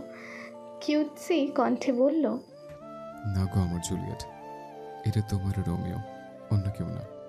বলতে বলতেই মোমকে বুকে চেপে ধরল। অশ্রুত বাঁধ ভাঙল যেন মোমের। শরীর কাঁপিয়ে কেঁদে উঠল। অপ্রত্যাশিত কিছু সত্যি পেয়ে গেল মোম। নব ব্যস্ত হলো মোমকে থামাতে। মাথায় হাত বুলিয়ে দিতে দিতে বলল, ওহ মম, এখন প্লিজ কান্না করে না। এমনিতে তোমার মাইগ্রেনের ব্যথা হচ্ছে, কাটলে আরও বাড়বে। প্লিজ কান্না থামাও। মোম যেন কিছুই শুনল না, নিজের মতোই কাঁদতে লাগলো। মম, আমি এবার কিন্তু চলেই যাব। লুসিয়ানকে পাঠাবো। দেখি সরো, আমি যাই। মোম ভয় পেল। শক্ত করে চেপে ধরল নবকে। মাথা নাড়িয়ে বুঝিয়ে দিল যে সে নবকে যেতে দিবে না। তাহলে কান্না থামাও প্লিজ। কিছুটা থামলো মোম। কান্না থামলেও হিঁচকি থামলো না। ওভাবেই জড়িয়ে রাখলো নবকে। নভের বুকে মাথা গুছা অবস্থাতেই বলল, এমন কেন করলেন আপনি? আমায় মেরে ফেলতে চান? শ্, এটা বলে না মম, আমার অন্তর লাগে। কেন করলেন এমনটা? তোমার শাস্তি ছিল এটা। কি দোষ করেছি আমি? নব একটু জোর দিয়ে বলল, কিছু করনি? সত্যি কোনো দোষ করনি? তুমি এই অবৈধ আনিসের প্রপোজাল রিজেক্ট করেছ, মনে নেই? মোম ভ্রুকুচকে মাথা তুলে তাকালো নভের মুখের দিকে। এইটুকুর জন্য? নব ধমক দিল, এইটুকু? তোমার কাছে এইটুকু? শো, লজ্জা করো না আমার মাথা তুলে তাকাতে? ধমকের ধরন দেখে কান্নার মাঝেও ফিক করে হেসে ফেলল মোম। মোম মাথাটা রাখলো নভের মুখে। নভ আবেশের আগলে ধরল মোমকে, আর এক হাতে দিয়ে অনবরত মাথার চুলে বিলি কাটতে লাগলো। তুমি ভাবলে কি করে আমি এত সহজে আমার জুলেটকে অন্যের হাতে তুলে দেব? আমার মনের মোমের আলোয় আমি ছাড়া অন্য কেউ আলোকিত হবে বুঝে? মোম শুনল নভের মোহময় কথাগুলো, তবে উত্তর দিল না। নভ শীতল কণ্ঠে বলতে লাগলো, আমার ভালোবাসা মিথ্যা নয় মম, যে রাগ করে প্রতিশোধ নিয়ে অন্যের হাতে তুলে দেব। আমি জানি তুমি কেন আমার রিজেক্ট করেছ, সবটা জানি সে আগে থেকে। তবে খুব পোড়ায়, জানো তো। যেদিন তুমি আমাকে রিজেক্ট করেছো সেদিনের প্রতিজ্ঞা করেছিলাম তোমায় আমার ভালোবাসার গভীরতা বোঝাবো, দূরে গিয়ে ইগনোর করে। চেয়েছিলাম বোঝাতে যে তোমার অসুস্থতা আমাদের ভালোবাসা কখনোই বাধা হয়ে দাঁড়াতে পারে না। মোমের হৃদয়ে এক অজানা ভয় হানা দিতে লাগলো। আপনি জানেন আমি যে আর বেশি দিন সাথে সাথেই নব মোমের মুখ চেপে ধরল। চুপ ফাসিল মেয়ে, এই কথার মুখে আনবে না তুমি। তুমি বাঁচবে, সাধারণ মানুষদের মতোই তোমার আয়ু আরও দীর্ঘ হবে, কিচ্ছু হবে না তোমার। মলিন হাসলো মোম। বললেই কি সব সত্যি হয়ে যায়? জানি না মন, আমি এই কথাটার উত্তর সত্যি দিতে পারবো না, তবে আমার শেষটা অবধি চেষ্টা করব, এটুকু জেনে রাখো তুমি। বেশ কিছুক্ষণ নীরবতায় কাটলো। হঠাৎ মোমের মনে পড়লো তার বিয়ে তো লুসিয়ানের সাথে হয়েছে। সাথে সাথে প্রশ্ন করলো নবকে। আমার বিয়ে তো ওই লোকের সাথে হয়েছে। নব হাসলো। পাগলি, আমি বলছি তোমাকে অন্যের বউ হতে দিব? তোমাকে নিয়ে যাওয়ার আগে আমি সবার সামনে 3 কবুল বলে তোমার স্ত্রীর অধিকার দিয়েছি। তাহলে যে বললেন যার সাথে রাত কাটাই তার সাথেই বিয়ে, ভুল বললাম নাকি? তা নয় তো কি? কেন তুমি জানো না আমি যে প্রতি রাতেই তোমার কাছে থাকি? বেশ অবাক হলো মোম। মানে হুম, কখন, কিভাবে, কবে থেকে? আল্লাহ, আমি জানিই না। কতগুলো প্রশ্ন, বাট আমি এখন একটার উত্তর দেব না। এবার তুমি কবুল বলে আমি মন থেকে গ্রহণ করো তো জুলিয়েট। তখন বললাম না? বলেছ মন থেকে নয়, জোর করে, তবে বাস্টারটাকে স্মরণ করে। তা হয়নি, এবার বলো কুইক। হেসে দিল মোম। নভের দিকে মায়া ভরা চোখে তাকিয়ে মুচকি হেসে বলল, কবুল।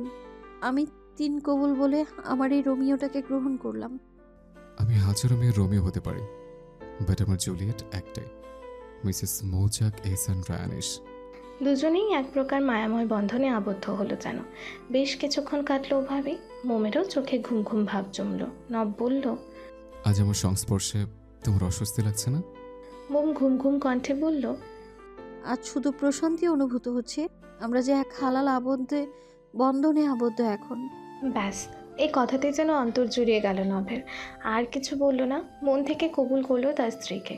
আল্লাহর কাছে দোয়া চাইলো তার স্ত্রীর জন্য। সকালবেলায় ঘুম ভাঙতেই নব আবিষ্কার করলো মোম রুমে নেই। বিছানা ছেড়ে উঠে বাইরে করিডোরে আসতে দেখলো মোম ড্রয়িং রুমেই আছে, সাথে ইস্যু, নোভা, আঁখিও আছে। 3 জন মিলে মোমকে পচাচ্ছে কালকের ঘটনা নিয়ে। আর মোমো ক্ষণে ক্ষণে লজ্জা পাচ্ছে। হাসলো নব। মাথা চুলকে রুমে ঢুকলো ফ্রেশ হতে। ফ্রেশ হয়ে ব্ল্যাক কালার ট্রাউজার আর হোয়াইট কালারের টি-শার্ট পরে নিচে নেমে এলো। রায়ানিশ পরিবারের সবাই উপস্থিত ডাইনিং টেবিলে। বেশ কিছুক্ষণ কাটলো ওভাবেই, তবে ক্লান্তিতে যেন চোখে ঘুম ধরা দিচ্ছে না নভের। শূন্যতা তো বেশ করে অনুভব করছে। বিয়ের পরে একটা রাতেই মোম তার কাছে থেকেছে, তবে বিয়ের আগে তো নব প্রত্যেকটা রাতেই মোমের বিছানার পাশে নিচে বসে তার মোমকে পাহারা দিত। একটু ঘুমোতো তার মোমকে দেখতে দেখতে। আজ এমনটা লাগা তাই স্বাভাবিক ঠেকলো নভের কাছে। না, এভাবে বেশিক্ষণ থাকা যাবে না, আজও তার মমকে চাই চাই। আর ভাবলো না, দ্বিতীয়বার কল লাগালো নোভার ফোনে।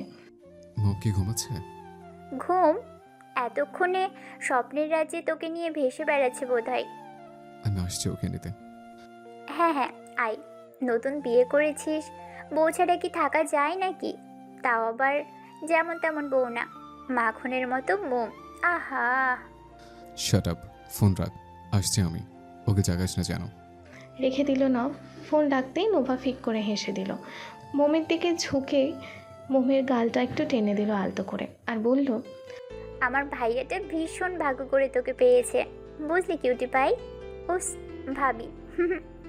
সকালে ঘুম ভাঙতেই নিজেকে কারোর বাহুডোরে আবিষ্কার করলো মোম। মোচড়ামুচড়ি করে কোনো মতে মাথাটা একটু উঁচু করে তাকাতেই চোখে পড়ল নভের ঘুমন্ত মুখটা। কি মুগ্ধ, কি মায়াবী সেই মুখ। আনমনেই হেসে দিল মোম। ইস, এত কিউট একটা ছেলে তার বর। ভাবতেই লজ্জায় রাঙা হলো মোমের গালগুলো। আবারও তাকালো নভের দিকে সে। ইনোসেন্ট বয় কে বলবে, এই লোকটা একটা প্লে বয়। দেখার মাঝে মোম অনুভব করলো নভের ঠোঁট দুটো আলতো প্রসারিত হচ্ছে। হাসছে লোকটা, উনি কি জেগে আছে? ভ্রু কুচকে ভাবতে লাগলো মোম, তবে নব চোখ খুলল না। ওভাবেই ঘুম ঘুম কণ্ঠে হেসে বলল, গুড মর্নিং ম্যাম জুলিয়েট। হেসে দিল মোম। কুচকানো ভ্রু জোড়াও সরল হলো। নিজেও আলতো কণ্ঠে বলল, গুড মর্নিং। ধীরে ধীরে চোখ খুলল নব। মোমের কোমরে থাকা হাতটা আরেকটু জড়িয়ে ধরল। মোম একটু অপ্রস্তুত হলো এতে, লজ্জাও পেল বেশ। মোমের অবস্থা বুঝতে পেরে নব মোহময় কণ্ঠে বলে উঠল। নড়ে না মোচেক রায়ানিশ। থেমে গেল মোম, নড়াচড়াও বন্ধ হয়ে গেল যেন। কেন? নবের কথায় কি কোনো ম্যাজিক আছে? এবার আমার মর্নিং সুইটসটা দিয়ে দাও। নভের এমন কথা বুঝলো না মোম, বোকার মতো প্রশ্ন করে বসলো। মানে? মানে বোঝো না? ওকে, তুমি না দিলে আমিই দিই। প্রত্যুত্তরের সুযোগ দিল না আর মোমকে, দখল করে নিল তার রক্ত গোলাপের মতো অষ্টতায়, গভীর চুম্বনে মিশে নিল মোমকে। মোমও যেন জ্বলন্ত আগুনের তাপ পেয়ে মোমের মতোই গলতে লাগলো। চিত্ত উদ্গ্রীব হলো দুজনের, সারাটা শরীর ঝনঝন করে কাঁপিয়ে তুলল। এ কেমন অনুভূতি? উত্তর খুঁজে পেল না মোম, তবে বাধাও দিতে পারল না নবকে। বেশ সময় নিয়ে নব ছাড়লো মোমকে, নিজের বুকে জায়গা করে দিল মোমকে। হয়তো মুখ লুকানোর এটাই একমাত্র সম্বল। মোমও তাই করলো, নভের বুকে মাথা ঠেকে চোখ খিচে বন্ধ করে রাখলো। সারাটা শরীর যেন তিরতির করে কাঁপছে, থামার নামই নিচ্ছে না। নীরবতায় একটুক্ষণ কাটলো। নব আলতো হাতে মোমের মুখটা তুলে বলল। চোখ খোলো বউ। শুনল না মোম, নব একটু ঝাঁকালো মোমকে। খোলো না। ধীরে ধীরে চোখ খুলল মোম, তবে দৃষ্টি মেলাতে পারল না নভের চোখে। এদিক ওদিক ব্যস্ত হয়ে দৃষ্টি ঘোরালো, হেসে ফেলল নব, দুষ্টুমির সুরে বলল। এখনো কাঁপছো বউ? তার সামান্য একটা কিসে, আর সব তো বাকি রয়ে গেল, তখন অজ্ঞান হবে বুঝে। মোম লাজুক হাসলো। না, ছাড়ুন, যেতে হবে। নব আগের মতো করে মোমের মুখের দিকে নিজের মুখটা আরেকটু এগিয়ে এনে বলল। বউ এখনো লজ্জা পাচ্ছ? মোম আর কিছুই বলল না, দ্রুত নিজেকে ছাড়িয়ে নিল নভের থেকে। খাট থেকে নেমেই ছুটল ওয়াশরুমের দিকে, তবে থেমে গেল দরজার সামনে। কিছু একটা মাথায় আসতেই পেছনে ফিরে নভের দিকে প্রশ্ন ছুড়ল। আমি এই রুমে এলাম কি করে? নবাবুর রুমে না ছিলাম আমি কাল রাতে? নভের নির্লিপ্ত উত্তর। তোমার বর নিয়ে এসেছে। কেন এনেছে? কারণ এই রোমিও তার জুলিয়েটকে ছাড়া একটা রাতও থাকতে পারে না। তাহলে বের করেই বা দিলেন কেন? এত ভাবনি আর কি আছে? আসছে, আমি একসাথে গোসল নিব। নভের হুটহাট এমন কথা শুনে লাফিয়ে উঠল মোম। এই না, বলেই দ্রুত ওয়াশরুমে ঢুকে দরজা লাগালো সে। আর তার এমন কাণ্ড দেখে ফিক করে হেসে দিল নব। সারাটা দিন স্বাভাবিকভাবে কাটলো সবার। বাড়ির পুরুষ সদস্যরা নিজেদের কাজে বাইরে, আর মেয়েরা তাদের নিজ নিজ কাজে ঘরে ব্যস্ত। বিকেলের আবছা রোদ উকি দিচ্ছে মোমের গায়ে। কোথায় যাচ্ছে জানা নেই মোমের। অনেকবার জিজ্ঞেস করার পরেও বলতে নারাজ নয়। মোয়ানো সকালবেলায় চলে গিয়েছে রায়ানিশ নিবাস থেকে। মাথাটা হালকা এলিয়ে দিল সিটে মোম। সেদিকে নজর পড়তেই ফোন পকেটে পড়ল নব। মোমের মাথাটা টেনে নিজেকে কাঁধে রাখলো। কি হলো বউ? ইস, কি মোহনীয় কণ্ঠে মোহনীয় সম্বোধন। চোখটা মেলল মোম, নভের মুখে দৃষ্টি দিল। নভের মুখের জিজ্ঞাসু ভাব আবারও আস্তে করে বলে উঠল। কিছু হয়েছে? ভালো লাগছে না। এই একটা কথাই যথেষ্ট ছিল নভের কপালে চিন্তার ছাপ ফুটিয়ে তোলার জন্য। ভালো লাগছে না? কি হয়েছে বলো, শরীর খারাপ করছে? মোম মুগ্ধ হয়ে দেখলো নভের ব্যাকুলতা। সত্যি এই মোমের কপালেও এমন একটা পাগল প্রেমিক জুটল।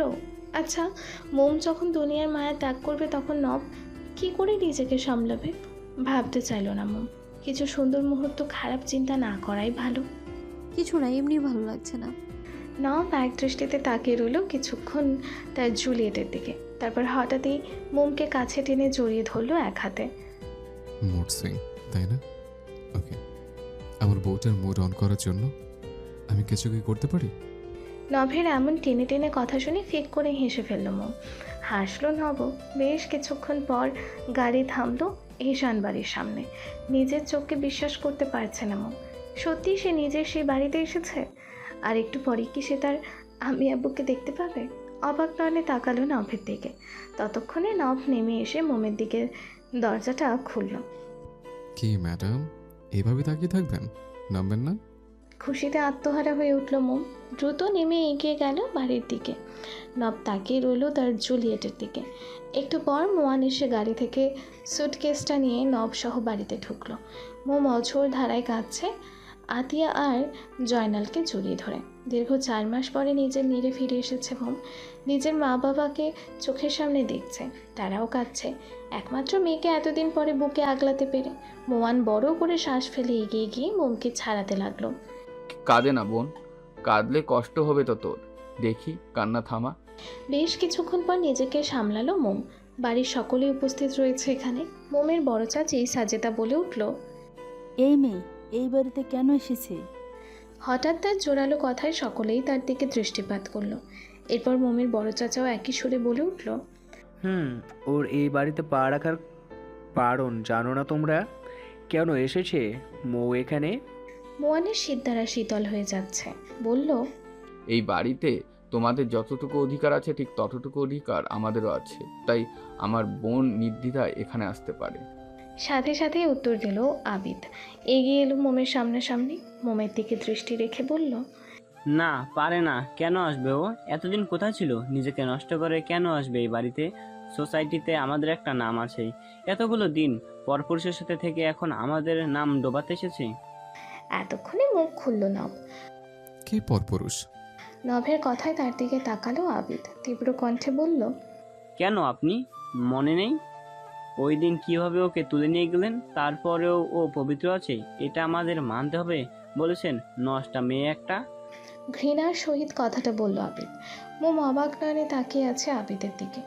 এই কি সেই আবিদ ভাই যা একটা সময় মোমকে চোখে হারাতো? মোম বলতে পাগল ছিল।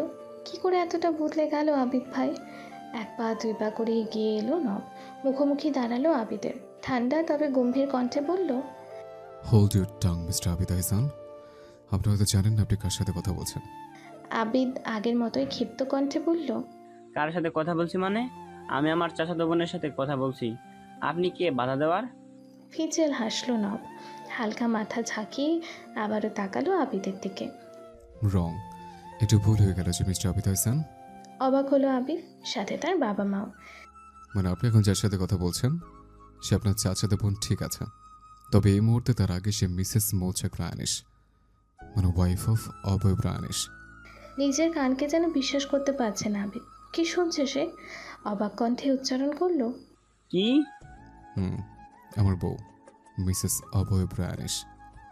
নভের এমন মাথা হেলিয়ে হেলিয়ে কথায় যেন জ্বলন ধরে যাচ্ছে আবিদের শরীরে।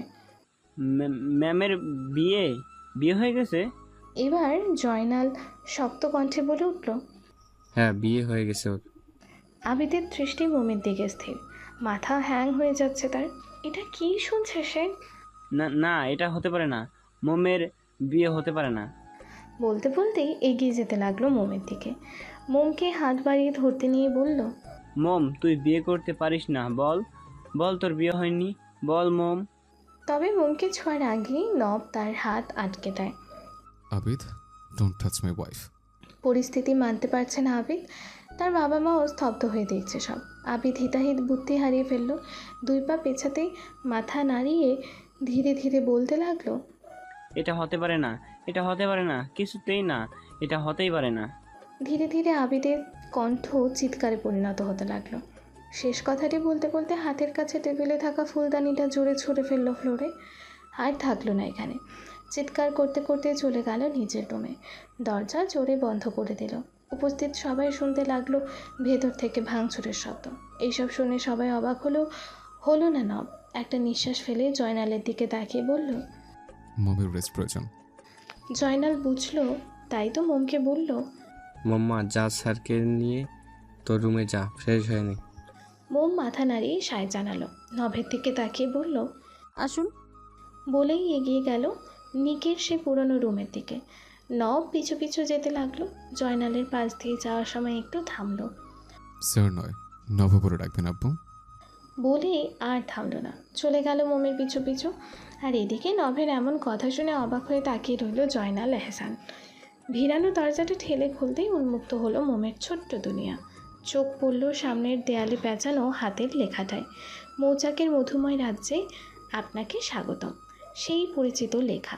চোখ ঘুরিয়ে সব কিছু দেখতে লাগলো মোম। সব ঠিকই আছে, তার ছবির কালেকশন, খাতে থাকা টেডিগুলো, কিন্তু কিছু একটা মনে হচ্ছে নেই। কি নেই? ভ্রু কুঁচকে এলো মোমের। কিছুক্ষণ ভাবতে লাগলো। মাথায় আসতেই পরক্ষণে ডান পাশে তাকালো। নেই, তার প্রিয় একটা জিনিস নেই। উদ্বিগ্ন হলো মোম। আমার তোতা কোথায় ভাইয়া? বলতে বলতে বাইরে যাওয়ার জন্য ছুটল মোম, তবে যেতে পারল না।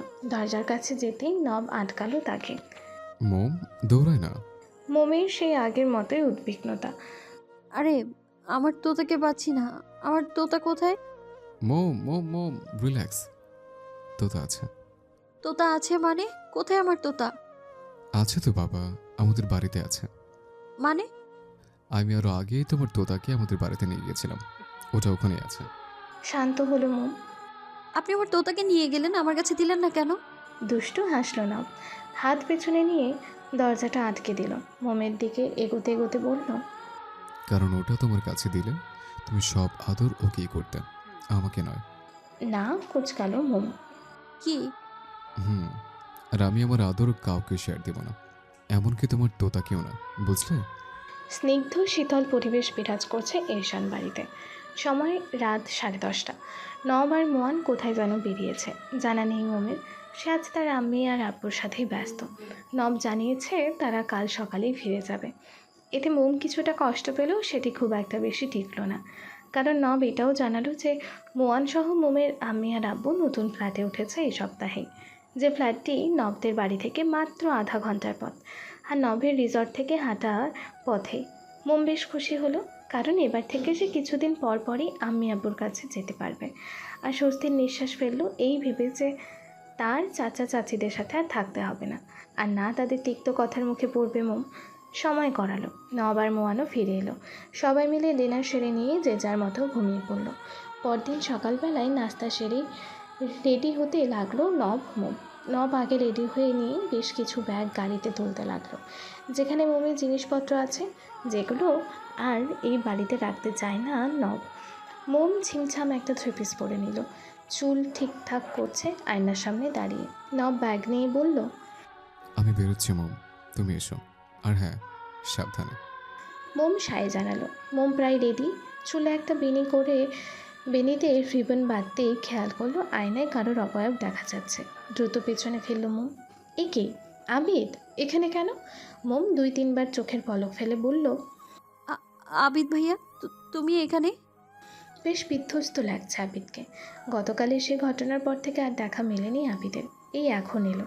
এলোমেলো দৃষ্টি ফেললো ফ্লোরে, থেমে থেমে বলল, তুই চলে চলে যাচ্ছিস মম? মোম বুঝতে পারলো না কি উত্তর দেবে, আমতা আমতা করতে লাগলো। হঠাৎ আবিদ এগিয়ে এসে চাপটে ধরলো মোমের 2 বাহু, দ্রুত কণ্ঠে বলল, তুই যাস না মম, যাস না তুই তুই আমার কাছে থেকে যা। আমি কথা দিচ্ছি তোকে, আর বাজে কথা বলবো না তোকে, তোর অসুস্থতা নিয়ে আর কখনো কিছু বলবো না। প্লিজ মম, যাস না তুই। কি করছো কি আবিদ ভাইয়া? ছাড়ো আমায়। আবিদ যেন পাগলের মতো আচরণ করতে লাগলো, ছাড়ার বদলে আরও আটকাতে লাগলো মোমকে। না, ছাড়বো না, আমি তোকে ভালোবাসি মম। আগের মতো আমাকে ক্ষমা করে দে মম, আমি ভুল করেছি তোকে ইগনোর করে। প্লিজ মম, তুই আমার কাছ থেকে, প্লিজ মম, তুই আমার কাছে থেকে যা। প্লিজ মম, যাস না। আমি তোকে ওই নবের চেয়েও বেশি সুখ দেব। প্লিজ মম, থেকে যা আমার কাছে। কথাগুলো যেন বিষের মতো ঠেকলো মোমের কাছে, আর নিতে পারছে না, যেন ঝাটকা মেরে ছাড়িয়ে দিল নিজেকে। আমি এখন আমার নভের স্ত্রী, আর ও ভালোবাসে আমায়, নিজের থেকেও বেশি ভালোবাসে আমায়, বুঝেছো? তোমার মতো নয় যে আমার অসুস্থতার কথা শুনেই নিজের ভালোবাসাকে ছেড়ে দিবে, অন্য মেয়ে নিয়ে ঘুরবে। আমার নব এমনটা নয়। সে আগে আমায় যতটা ভালোবাসতো, আমার অসুস্থতার কথা শুনে আরও বেশি ভালোবাসে আমায়। চোখের আড়াল হতে দেয় না আমায় সে। আমি তার প্রাণ এখন, বুঝেছো? কণ্ঠে বেশ জোর নিয়ে কথাগুলো বলল মোম। তার এই জোরালো কথাগুলোই যেন তীরের মতো বিঁধল আবিদের বুকে। ধ্যান হারালো, কাতর চোখে তাকালো মোমের মুখপানে, বলল, তুই তো আমায় ভালোবাসিস মম, ফিরে আয় না আমার কাছে, আমি আগলে রাখবো তোকে। তুই তো ওই নভকে ভালোবাসিস না মম। শ্বাস দ্রুত গতিতে ওঠানামা করছে মোমের, চেঁচিয়ে বলল, আমি তোমাকে ভালোবাসি না, বাসি না আমি তোমায় ভালো। আমি শুধুমাত্র নবকে ভালোবাসি, আমার নবকে ভালোবাসি। থমকে গেল আবিদ। জীবনে ভাবনাতীত ছিল যে মোম কোনোদিন বলবে যে মোম তাকে ভালোবাসে না। যেই মেয়ে সারাক্ষণ কানের কাছে ভালোবাসি ভালোবাসি বলে ভন ভন করতো, সেই মেয়ে বলছে কিনা তাকে ভালোবাসে না। মোম নিঃশ্বাস ফেলছে ঘন ঘন, নিচ থেকে মুখ তুলে তাকালো আবিদের দিকে, শান্ত কণ্ঠে বলল, শুনেছ তুমি? আমি তোমায় ভালোবাসি না, অস্বীকার করব না। আগে বাসতাম ভালো, তোমায় অনেক ভালোবাসতাম, তবে সময়ের সাথে সাথে উবে গেছে তোমার প্রতি আমার ভালোবাসা। তুমি আটকে রাখতে পারোনি আমায়। তুমি বাধ্য করেছো তোমার প্রতি আমার ভালোবাসা কমিয়ে নিতে। আমি নিজের সাথে নিজে যুদ্ধ করেছি, মরতে মরতে টিকে আছি। তুমি সঙ্গ দাওনি, দূরে ঠেলে দিয়েছো আমায় তুমি। আমি যত নিজেকে শক্ত করে রাখতে চাইতাম, তুমি আরও আমায় ভেঙে গুঁড়িয়ে দিয়েছো। তোমার ধারালো কথা দিয়ে আমায় আঘাত করেছো। সেই গুঁড়ো হওয়া মোমকেই আবার জোড়া লাগিয়েছে আমার নব। এখন চেষ্টা করে যাচ্ছে এই জোড়া দেয়া মোমের গায়ে যে দাগগুলো আছে সেগুলো মুছে নিতে। আগের আমিকে আবার ফিরিয়ে দিতে চেষ্টা করছে নব। আবিদ কাতর কণ্ঠে ডেকে উঠল। মম। না আবিদ ভাইয়া, তুমি আমায় আর ডাকবে না, আর নিজের মিথ্যা ভালোবাসার দাবি নিয়ে আসবে না তুমি। এখন তো আমার মনে হচ্ছে তুমি কোনো দিন আমায় ভালোই বাসোনি। কি পারলে বলো তো? এতগুলো দিন ভালোবাসার অভিনয় করতে হয়রান হওনি তুমি? আবিদ কাঁদছে, নীরবে কাঁদছে। আজ মমের প্রশ্নগুলোর উত্তর নেই তার কাছে, কোনো উত্তর নেই। শুধু এইটুকুই বলল, আমি অভিনয় করিনি মম, একটু অভিনয় করিনি। মোম ধীরে এক পা এগিয়ে এলো আবিদের কাছে। আবিদের চোখে চোখ রেখে বলল, তোমার আর নবের মধ্যে পার্থক্য কি জানো? আমার যে অপারগতার কথা শুনে তুমি অন্য মেয়ের সঙ্গ নিয়েছো, ঠিক সেই অপারগতার কথা শুনেই আমার নব হাজার মেয়ের সঙ্গ ত্যাগ করেছে, শুধুমাত্র আমার আধার জীবনে তারাবাজি জ্বালানোর জন্য। থামলো মোম। আবিদও মাথা নোয়ালো। মোমের বলা প্রতিটি কথাই যে সত্য। নীরবতা ভেদ করে মোম বলল, আসি, ভালো থেকো আমায় ছাড়া। বলেই দ্রুত পায়ে রুম ছাড়লো মোম। এদিকে শান্ত আবিদ আবারও অশান্ত হয়ে উঠল। বারবার করে বলতে লাগলো, যাস না মম, আমার ছেড়ে যাস না, ফিরে আয় তুই আমার কাছে। আমার ভালোবাসা মিথ্যা ছিল না মম, আমার ভালোবাসা একটুও মিথ্যা ছিল না। শুধু একটা মাত্র ভুল পদক্ষেপ নেওয়ার অপরাধে তুই আমায় এত বড় শাস্তি দিস না মম। যাস না আমায় ছেড়ে, আমি সব ভুল শুধরে নেব, প্লিজ ফিরে আয়। শুনল না মোম, একটিবার পেছন ফিরে তাকালো না। কাঁদতে কাঁদতে হাঁটু ভেঙে ফ্লোরে বসে পড়ল আবিদ। বিধ্বস্ত লাগছে তাকে, ভীষণ বিধ্বস্ত। প্রিয় হারানোর বিষাদ চেয়ে গেছে পুরো অন্তর জুড়ে তার। নিজের করা কাজের প্রতি ঘৃণা হচ্ছে খুব। কেন সে মোমের অসুস্থতার কথা শুনে দূরে ঠেলে দিয়েছিল মোমকে? কেন একটিবার নিজের মনের কথা শুনে ভালোবাসার অধিকার নিয়ে মোমকে সান্ত্বনা দিল না? কেন মোমের সাপোর্টিভ পার্টনার হতে পারল না সে? কেন কেন কেন? চোখের সামনে থাকায় তোর বিশ্বাস বুঝিনি আমি। যবে থেকে দূরে গেলি তবে থেকেই তোর অনুপস্থিতি কুরে কুরে খাচ্ছে আমাকে। এমনভাবে গেলি আর আমাকে ভুলটা স্বীকার করার সুযোগও দিলি না মম। আমাকে একটিবার তোর কাছে ক্ষমা চেয়ে নিজের ভালোবাসা জয় করতে দিলি না তুই। আমার দোষের পরিণাম কি এতটাই ভারী ছিল যে তুই পারলি না ক্ষমা করতে? কতটা ছিল সেই ভারী দোষ, কতটা? আবিদ পারছে না আর এই অপরূপ সত্যিটা মানতে। মোম দুনিয়া থেকে চলে যাবে, এই সত্যের চেয়েও যেন বিষাক্ত সত্য ঠেকলো যে মোম তার নয়, অন্য কারো হবে। মোম তাকে নিয়ে স্বপ্ন দেখবে, তার সাথে হাসি ঠাট্টায় মশগুল থাকবে, তার ছোঁয়ায় মোমের ফর্সা গাল দুটো রাঙা হবে, তার সাথে মধুর রাত্রি যাপন। না না না না, আর ভাবতে পারলো না আবিদ। চোখ খিচে বন্ধ করে ফেলল। তার মোম এখন অন্য কারোর, আজীবনের জন্য অন্য কারোর। তার দোষে মোম আজ তার নয়, তার দোষে তারই দোষে। চিৎকারের দামামা যেন শীতল হলো। কানের পর্দায় শোষো করে আওয়াজ বয়ে গেল আবিদের। হুট করেই অন্তর যেন সেই শোষো শব্দ ভেদ করে ভৌতিক স্বরে গেয়ে উঠল, সময় গেলে সাবধান হবে না। নভের বক্ষপিঞ্জরে মাথা গুঁজে কিছুক্ষণ আগের আবিদের কথায় ভাবছে মোম। ভাবছে আর মাথার যন্ত্রণা বাড়াচ্ছে। না পারছে ভাবনা থামাতে, না পারছে মাথার যন্ত্রণা কমাতে। সে যেন ধীরে ধীরে বেড়েই চলেছে, তবু নিজের মাথাটা চেপে আছে নভের বুকে। তখন গাড়িতে ওঠার সাথে সাথেই সে যে মোমকে এভাবে নভকে জড়িয়ে ধরল আর ছাড়েনি।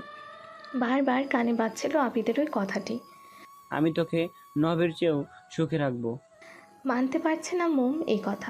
মনে হচ্ছে ছেড়ে দিলেই তো নভ হারিয়ে যাবে, তাই তো চাপটে আছে মোম নভকে। নভ যে বিরক্ত হচ্ছে এমন কিন্তু নয়, সে তো মহা খুশি। তার জুলিয়েট তাকে নিজ থেকে জড়িয়ে ধরেছে, মাথা রেখেছে তার বুকে। এর থেকে পরম শান্তি পৃথিবীর আর কিছুতেই আছে কি? নেই, নভের জন্য নেই। দুজনের মাঝে কোনো কথা নেই, তবে মন বিনিময়ে চলছে, নীরবেই নিভৃতে। মোম ভাবছে আজ ঘটে যাওয়া আবিদের কথা, আর নভ হারাচ্ছে তার মোমের উষ্ণ আলিঙ্গনে। এভাবেই পার হতে লাগলো সময়। সময়ের সাথে পথও। জিমান একটা দীর্ঘ নিঃশ্বাস ফেললো, বলতে শুরু করলো, আমি তোমার প্রতি দুর্বল ছিলাম মম। আমার পরিবারের বিরুদ্ধে গিয়ে আমিও তোমাকে বিয়ে করে বলছি। সব ঠিকঠাক ছিল, হলুদ হলো আগের দিন। তবে তুমি হয়তো জান না, হলুদ শেষ বেশ রাত করে তোমার চাচাতো ভাই আবিদ আমাদের বাড়িতে এসেছিল। জানি না কেন আমাকে অনেক মেরেছে সেই দিন। তখন সে জানিয়েছে তোমার ব্যাপারে।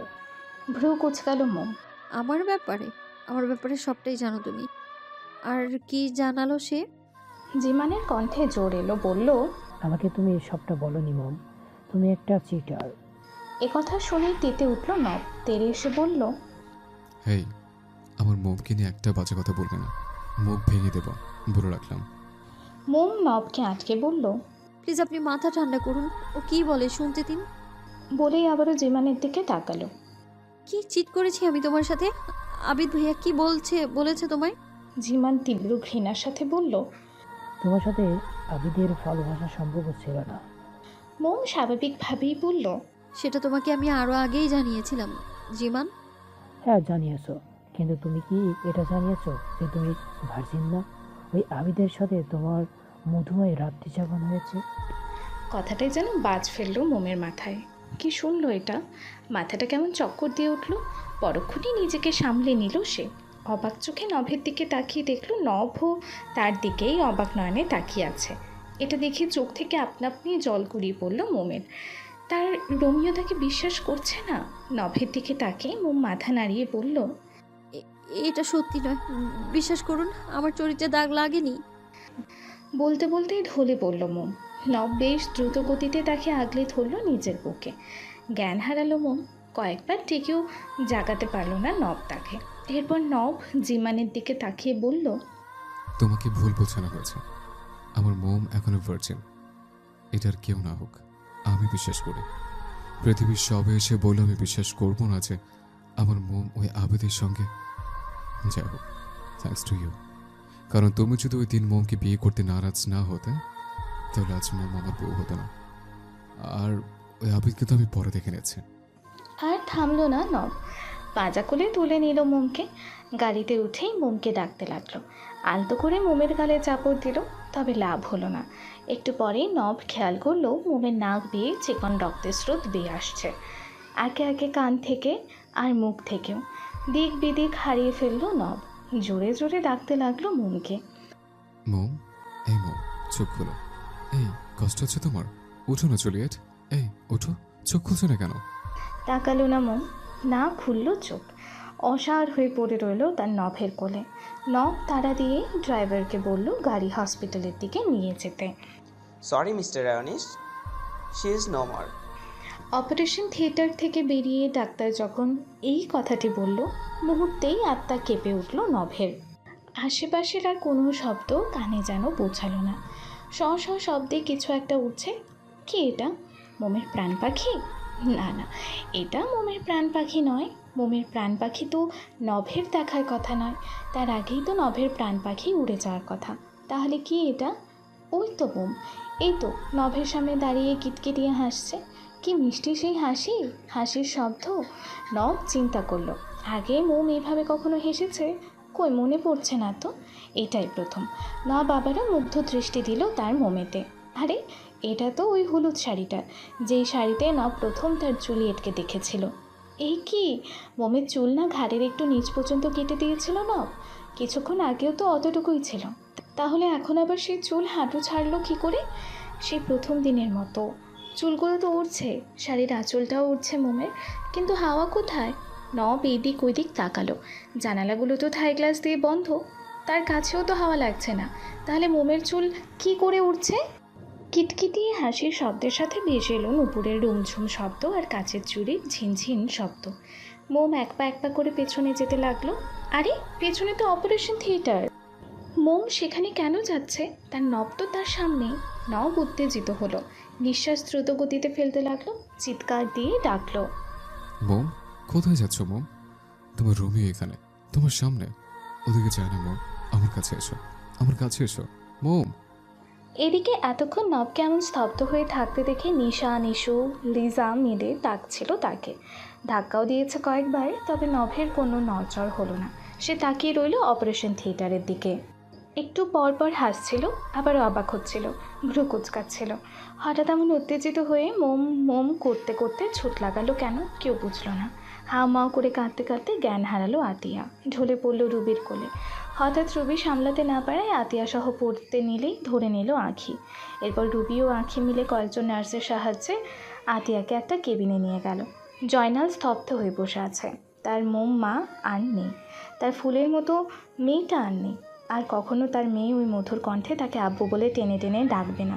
আর ভাবতে পারল না জয়নাল। ফুপিয়ে কেঁদে উঠল। অবন আর জহির এগিয়ে এসে ধরল তাকে, তাদের চোখের জল।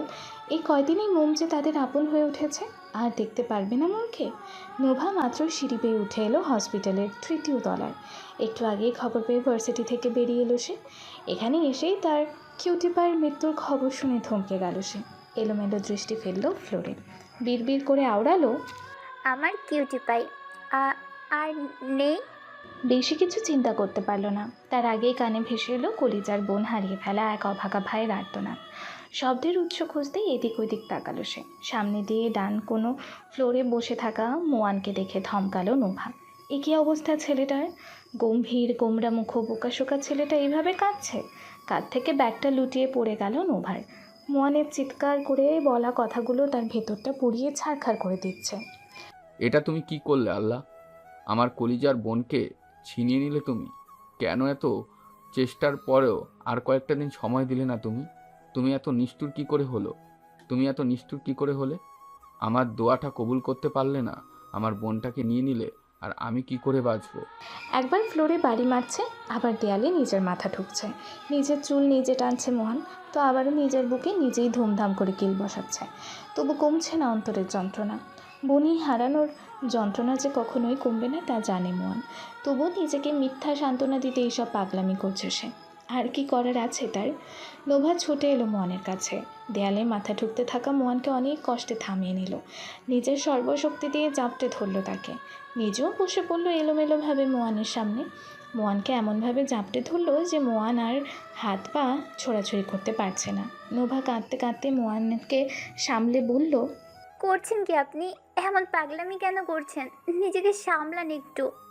মোয়ানা ছোড়াছুড়ি না করতে পেরে ঢলে পড়ল নোভার বুকে। এটা কে বা কাহারা তা দেখার বা বোঝার মতো অবস্থা নেই মোয়ানের। নোভার শক্ত করে নিজের সাথে চেপে ধরল মোয়ানকে। নোভাকে জড়িয়েই হাওমাও করে কাঁদতে কাঁদতে বলল মোয়ান, আল্লাহ আমার বোনকে কেড়ে নিয়েছে অভয়া, কেড়ে নিয়েছে অভয়া। আমার কলিজাটাকে ছিঁড়ে নিল।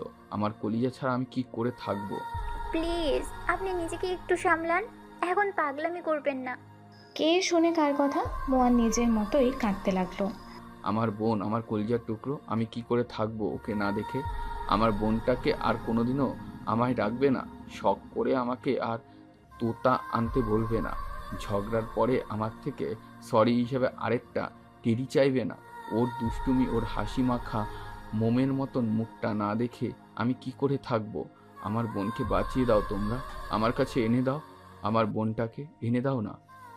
এতক্ষণ যার চিৎকারে কেঁপে কেঁপে উঠছিল পুরো হসপিটাল, সেই ছেলেই এখন শান্ত। গুটিসুটি হয়ে পড়ে রইল নোভার বুকে। থেকে থেকে ফোপানির আওয়াজ আসছে। কাঁপছে মোয়ানের পুরো শরীর, যা নোভা খুব সহজেই উপলব্ধি করতে পারছে।